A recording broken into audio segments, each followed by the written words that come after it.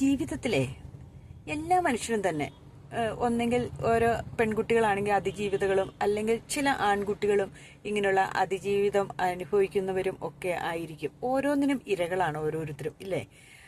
പലരും ചിലർ പുറത്ത് പറയും, ചിലർ പുറത്ത് പറയാതെ അത് ഉള്ളിൻ്റെ ഉള്ളിലെ വിഷമമാക്കി വെച്ചുകൊണ്ടിരിക്കും. ചിലർ ആത്മഹത്യ ചെയ്യും. ചിലർ എന്നാന്ന് വെച്ചാൽ ജീവിതം തന്നെ ഒരു നരകമാക്കി കളഞ്ഞ് മാനസികമായിട്ടുള്ള വിഷമങ്ങൾ അനുഭവിച്ച് ജീവിക്കും.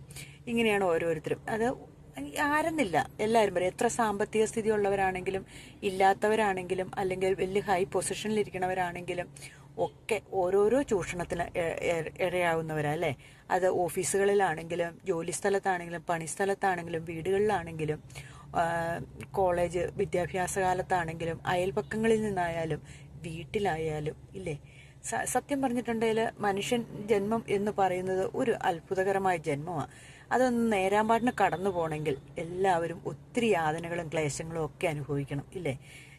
ശരിക്കും പറഞ്ഞിട്ടുണ്ടെങ്കിൽ ഉണ്ടല്ലോ, സ്വസ്ഥവും സമാധാനത്തോടെ കൂടെ ജീവിക്കുന്നവർ അപൂർവം പേര് മാത്രമേ കാണുകയുള്ളൂ. മിക്കവർക്കും തന്നെ എന്തെങ്കിലുമൊക്കെ വിഷമങ്ങൾ അവരുടെ ഉള്ളിൻ്റെ ഉള്ളിലിട്ട് ഒരു നോവായി കിടക്കുന്നവരായിരിക്കും.